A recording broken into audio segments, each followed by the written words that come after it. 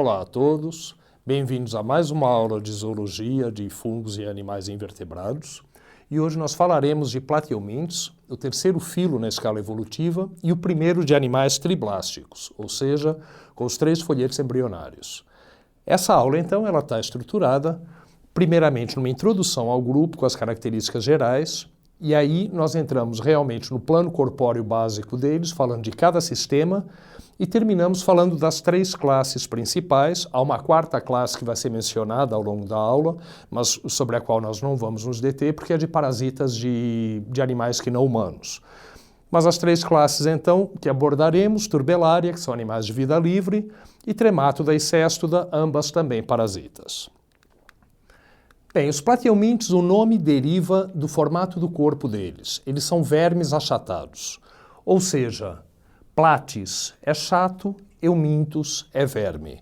A definição de verme seria de um animal que é muito mais longo do que largo e de largura relativamente uniforme. Então vocês podem ver que diversos animais se enquadram nessa categoria vermes, entre aspas. Esses daqui eles são achatados, e daí o nome do filo plateumintes. Esses animais, muitos deles são parasitas, e algumas formas parasitas, inclusive a popular solitária, que é parasita de humanos, podem chegar a muitos metros de comprimento.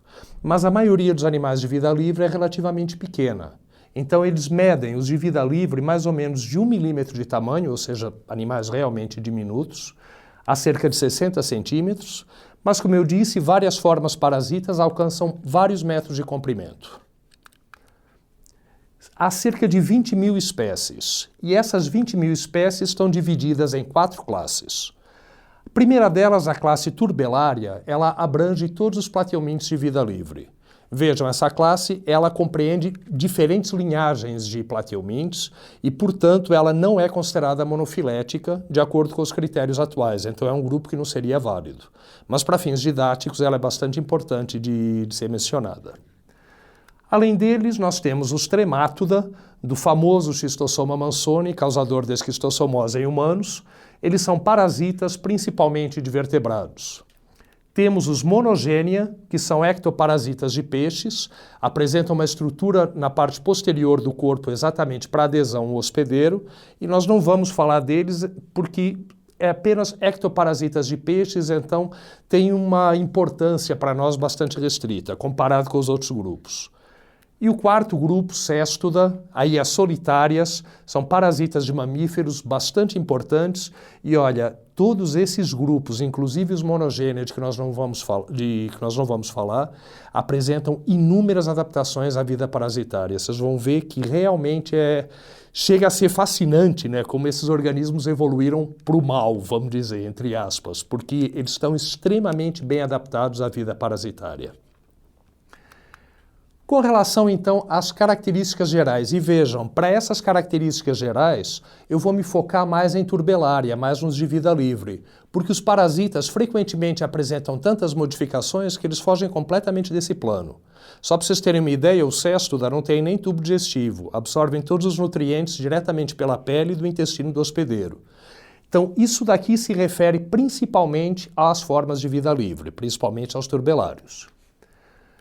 Bem, todos eles são animais, então, com simetria bilateral, o que é bastante importante, primeiros animais a apresentarem simetria bilateral e, portanto, a terem uma região anterior diferenciada e uma posterior e uma superfície dorsal e ventral. Isso em comparação com os animais que nós vimos antes que apresentavam simetria radial. Então, que todas as superfícies ao redor do corpo eram basicamente iguais. Aqui não, aqui já vai haver a diferenciação de uma região anterior, com cefalização, cabeça e tudo, e de superfícies dorsal, que deve estar protegida contra a luz ou contra predadores, e ventral, que é aquela adaptada para rastejar no substrato. São animais acelomados, e essa condição acelomada considerou-se durante muito tempo que fosse primitiva. Hoje há alguma polêmica com relação a isso e acha-se que talvez os animais acelomados, assim como os pseudocelomados, né, todos eles tenham, na verdade, regredido a partir de uma condição ancestral celomada. Isso é meio estranho falar, mas a tendência atual é realmente considerar isso. E as formas parasitas, como eu falei, estão muitíssimo bem adaptadas ao seu hábito de vida. Eles apresentam, então, epiderme glandular e ciliada, e abaixo dessa epiderme, camadas de musculatura circular, longitudinal, entre elas uma musculatura com fibras ora orientadas para um lado, ora orientadas para outro, seria a musculatura oblíqua ou diagonal, que permite que o animal se torça. E, além disso, o achatamento do corpo é promovido por uma musculatura dorso-ventral bastante desenvolvida, preenchendo completamente os espaços internos, exceto, obviamente, a luz do intestino e tudo, mas preenchendo todos os espaços entre as camadas musculares e o tubo digestivo. Vai haver um parênquima bastante frouxo, mas com células dispersas aí, que impede que haja, então, uma cavidade corpórea que seria um celoma ou um pseudoceloma. Por isso, esses animais apresentam um corpo maciço. Vejam, todos esses espaços aqui preenchidos por esse parênquima. E só recapitulando, a epiderme glandular, abaixo dela faixas de musculatura circular, longitudinal, a oblíqua estreita entre elas, e logo abaixo disso, então, um parênquima preenchendo completamente esse espaço interno do corpo ao redor do tubo digestivo. Com relação à excreção e osmorregulação, a excreção, na verdade, ela ocorre principalmente por difusão, principalmente em formas aquáticas. Mas a osmorregulação é sempre algo bastante importante para esses animais não adquirirem água a partir do meio externo ou não perderem água para ele. E isso vai se dar por protonefrídeos. Esses protonefrídeos são do tipo células-flama. Então, acredito que vocês devam se lembrar que a característica de protonefrídeos, que a ultrafiltração, ou seja, a produção da urina primária e a reabsorção seletiva até a elaboração da urina final, tudo isso ocorre numa única estrutura, que é o protonefrídeo. E eles podem ser do tipo solenócitos, células-flama, bulbo-flama, dependendo do formato dessas células e da quantidade de flagelos. Então, à medida em que esses flagelos batem, os fluidos que preenchem todo aquele parênquima atravessam essa estrutura e aqui eles vão ser meio que filtrados, de maneira que todos os resíduos serão retidos e encaminhados ao longo desse duto e que vai formar a chamada urina primária. Só que ao longo do duto vai havendo reabsorção de diversas substâncias que não deveriam ser eliminadas, assim como secreção ativa, muitas vezes, de outras que têm de ser eliminadas, de maneira a modificar esse filtrado que foi produzido aqui, produzindo a urina final. Isso vai estar organizado, então, em dois canais bastante ramificados, com aqui as células-flama, que se estendem ao longo do corpo desses animais. O trato digestório é incompleto, ou seja, assim como ocorria em cnidários, que nós vimos antes, vai haver boca, vai haver uma cavidade digestiva, que nesse caso aqui, inclusive, vocês vão ver que pode ser bastante ramificada, mas não há ânus, de maneira que os resíduos da alimentação devem ser eliminados pela própria boca. E a respiração e a circulação vão ocorrer principalmente por difusão, e isso facilitado pelo formato de corpo achatado. Então, se o animal é bastante achatado, nenhuma superfície dele, nenhuma célula dele está muito longe do meio externo. Isso auxiliado também pelo intestino ramificado, como a gente vai ver, e por esse fluido que preenche todo aquele parênquima que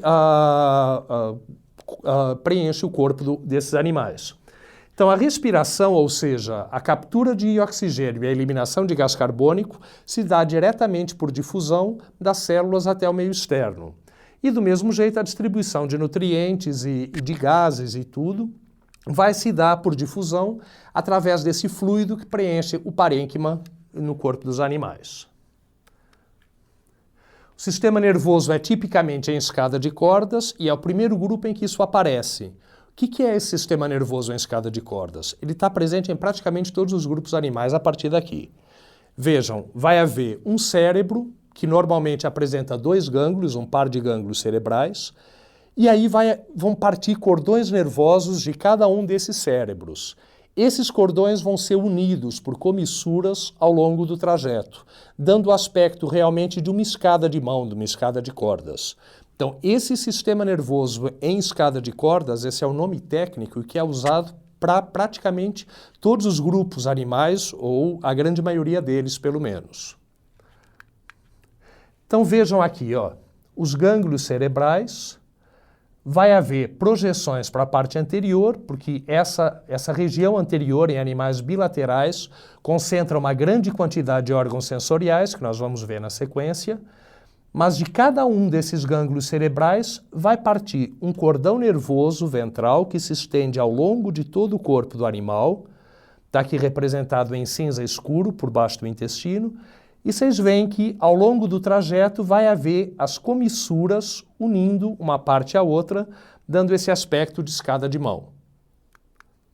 Com relação aos órgãos sensoriais, acho que vocês todos já viram o desenho de uma planária, ela é meio vesga, né? Ela apresenta um par de ocelos na região anterior, que estaria aqui, cuja função é a detecção de luz, ela não é capaz de formar imagem. Além disso, vai haver mecanorreceptores e quimiorreceptores, localizados principalmente nessa região, que são as chamadas aurículas, mas também vai haver células sensoriais distribuídas por todo o tegumento ao longo de todo o corpo do animal. Com relação à reprodução assexuada, as planárias são muito famosas pela reprodução assexuada, inclusive experimentos bem bizarros aí que vocês veem relatados em livros, que vai se dividindo a cabeça da planária longitudinalmente ao meio e vai se formando meio que um buquê de planárias. Então, uma única região posterior, uma única cauda, com múltiplas cabeças ali, dada a grande capacidade de regeneração desses animais. Agora, além disso, vai haver reprodução sexuada, e para a reprodução sexuada, a maioria dos plateumintes é hermafrodita, sendo que vai haver fecundação cruzada. Fecundação cruzada significa que os dois indivíduos transferem espermatozoides um para o outro. Então, ambos saem fecundados. E o desenvolvimento é direto, ou seja, não há larva. Isso nos animais de vida livre, e tem muitas exceções, principalmente para as formas aquáticas. Nas formas parasitas, vai haver geralmente larvas e hospedeiros intermediários, então pode haver várias formas larvais com hospedeiro intermediário e hospedeiro definitivo, como inclusive a gente vai ver nos ciclos de vida dos parasitas. Então aqui um esquema mostrando a cópula de duas planárias, elas justapõem a região genital e transferem espermatozoides uma para a outra. Depois, cada uma delas sai fecundada, vai pôr casulos com ovos, e aí desses casulos ou desses ovos já eclodem jovens, portanto, sem que haja uma forma larval. Mas, repito, há exceções a esse padrão dentro do grupo.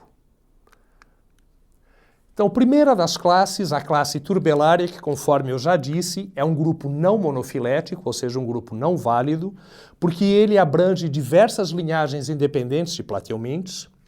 Então, todas elas, ou a grande maioria pelo menos, são formas de vida livre. Há algumas parasitas e há outras que são comensais, ou seja, que vivem associadas a outros organismos, mas sem os prejudicar e ganhando algum benefício com isso. Eles são, na maioria, aquáticos, sendo que muitos são marinhos, mas também há muitas espécies de água doce. E também há formas terrestres. Essas formas terrestres vão viver em ambientes úmidos, então no folhiço, debaixo de pedras, geralmente têm hábitos noturnos, então tudo para reduzir a perda de água por transpiração. Vejam aqui exemplos de dois turbelários. Esses, vocês reparem que não tem a região anterior diferenciada, não tem uma cabeça diferenciada, são chamados policladidos, são muito comuns em ambiente marinho. Os outros são, aqui um representante seria uma planária, um tricladida.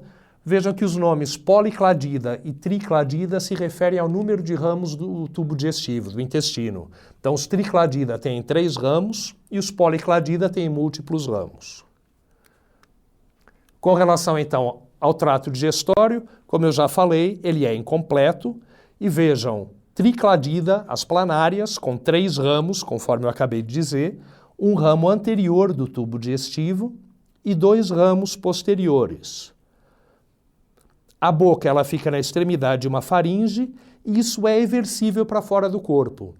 Então, quando o animal detecta a presença de algum alimento, ele detecta isso através principalmente de quimiorreceptores nas aurículas, ele se desloca até esse alimento, põe-se sobre ele e everte a boca. Ao everter a boca, então, ele sobre o alimento, A boca sendo evertida, todo esse pedaço, ele vai sugar o alimento e esse alimento vai preencher, então, os ramos anterior e posteriores do intestino. E com isso, então, vai haver digestão. Essa digestão inicia-se extracelularmente e é concluída por fagocitose dentro das células.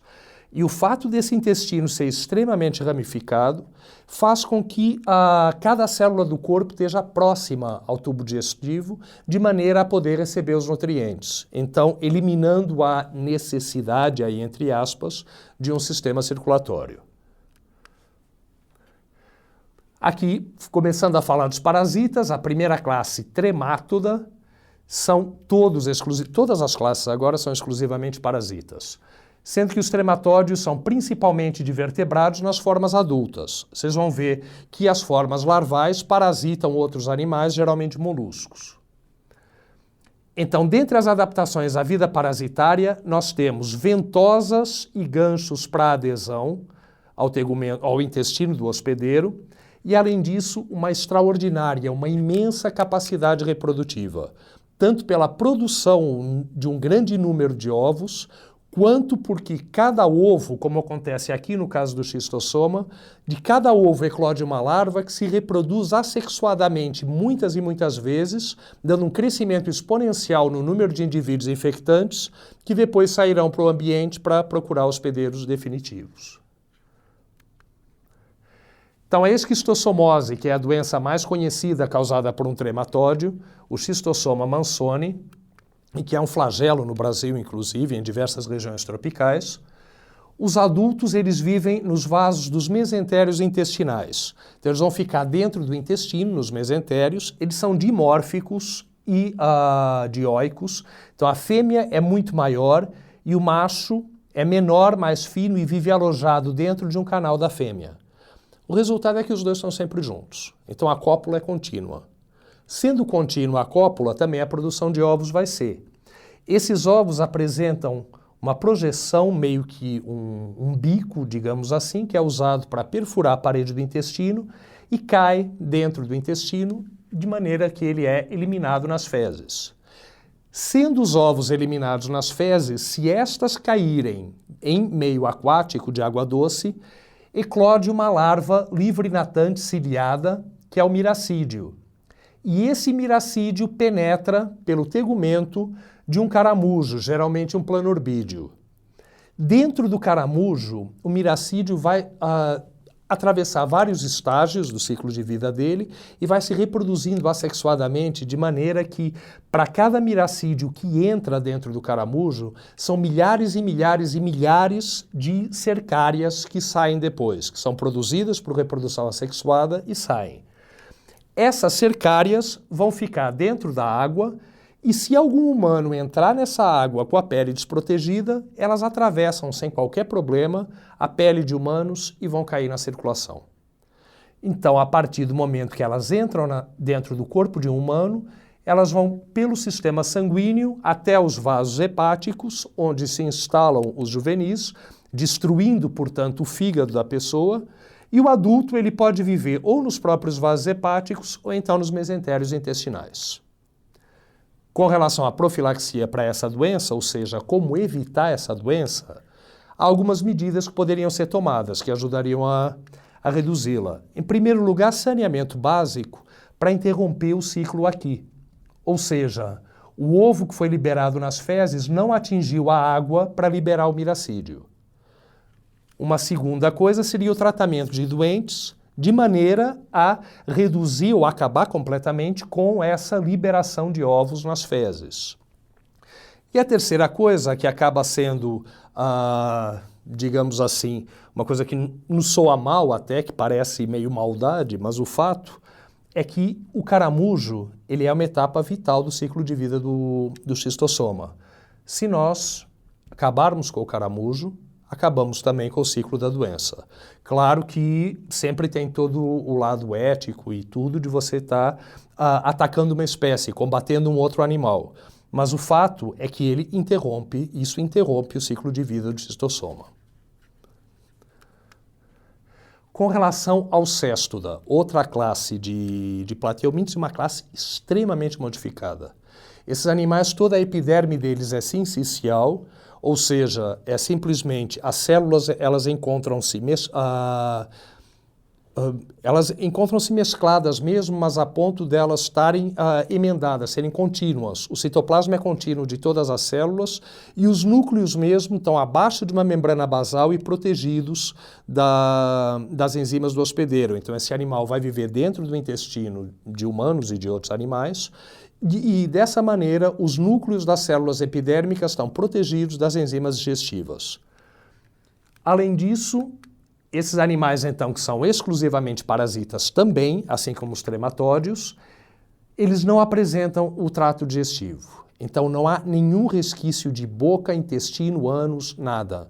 Todos os nutrientes deles, eles vão absorver através desse tegumento especializado diretamente do intestino do hospedeiro. Então, eles estão lá dentro do intestino em contato direto com os alimentos que aquele hospedeiro ingeriu e depois que ele digeriu quimicamente. Então, os nutrientes já estão disponíveis ali. E o resultado é que esses nutrientes penetram pelo tegumento dos cestódios. Além disso, dentre as adaptações à vida parasitária, nós vemos diversas formas de ventosas e ganchos para penetrar entre as microvilosidades intestinais e o animal se fixar realmente de maneira muito firme. Sendo que esse animal apresenta essa região anterior, que é o chamado escólex, com essas estruturas de adesão, depois vai haver um curto colo, e aí vai haver uma série de segmentos iguais, a chamada estrobilização. Cada segmento é uma proglótide, e esses animais podem atingir muitos metros de comprimento, e essas proglótides ficam todas enroladas dentro do intestino do hospedeiro. As proglótides reproduzem-se entre si, e dessa maneira, as proglótides fecundadas, que são as mais velhas e que estão na parte mais posterior do animal, elas transformam-se em sacos de ovos, algumas vezes com milhares de ovos dentro. Essas proglótides são eliminadas nas fezes e isso vai então contaminar um hospedeiro intermediário para dar continuidade ao ciclo. Então, há a região anterior, que é o escólex, e depois há essa série de proglótides, cada qual, então, sendo fecundada e liberada nas fezes posteriormente.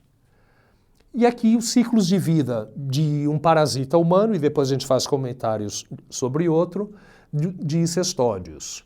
A tênia saginata, chamada tênia do boi ou solitária do boi. Os adultos, pelo escólex, estão presos à mucosa intestinal. Vivem dentro da mucosa intestinal, então, totalmente enrolados, muitos e muitos metros aqui, totalmente enrolados dentro do hospedeiro, do intestino do hospedeiro. Se eles estão enrolados desse jeito, as proglótides, elas acabam estando em íntimo contato uma com a outra, de maneira que as proglótides que apresentam protandria, que inicialmente são masculinas e depois se transformam em femininas, elas vão estar todas dobradas e proglótides masculinas vão fecundar as femininas que estão na região posterior do corpo. Essas femininas, então, degeneram todos os sistemas internos que elas possam ter e transformam-se meramente em sacos de ovos, as chamadas proglótides grávidas.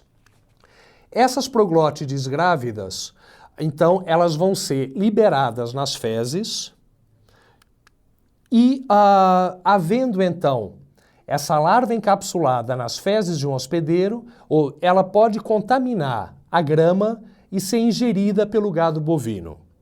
Ao ser ingerida pelo gado bovino, a larva eclode, é uma oncosfera, e essa oncosfera migra para a musculatura estriada do boi, onde ela se incista, formando os chamados cisticercos.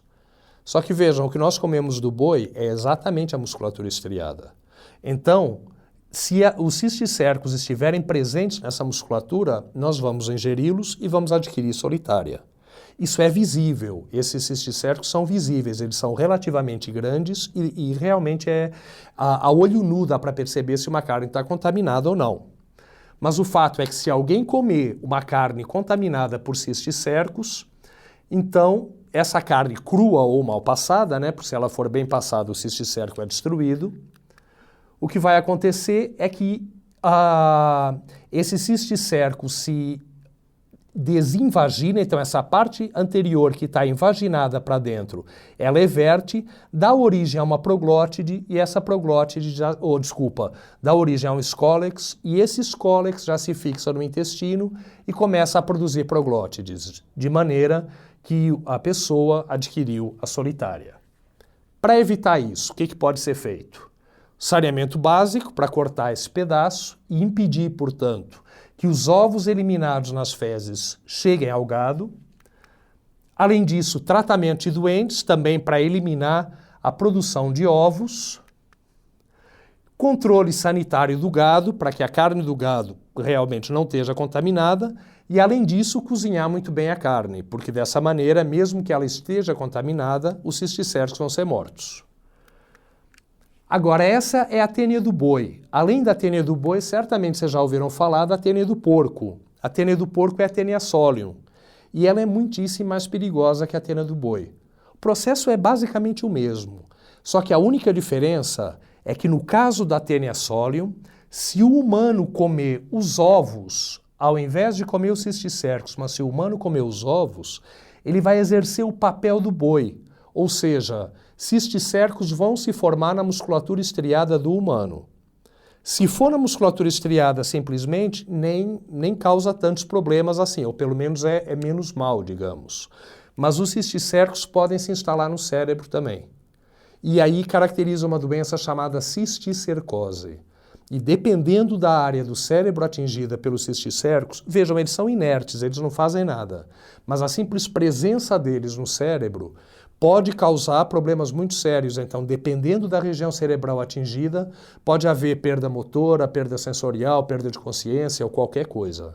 É uma questão meramente da área do cérebro que está sendo atingida.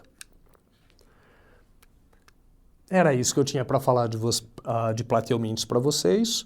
Então, agradeço e peço que continuem conosco para as próximas aulas.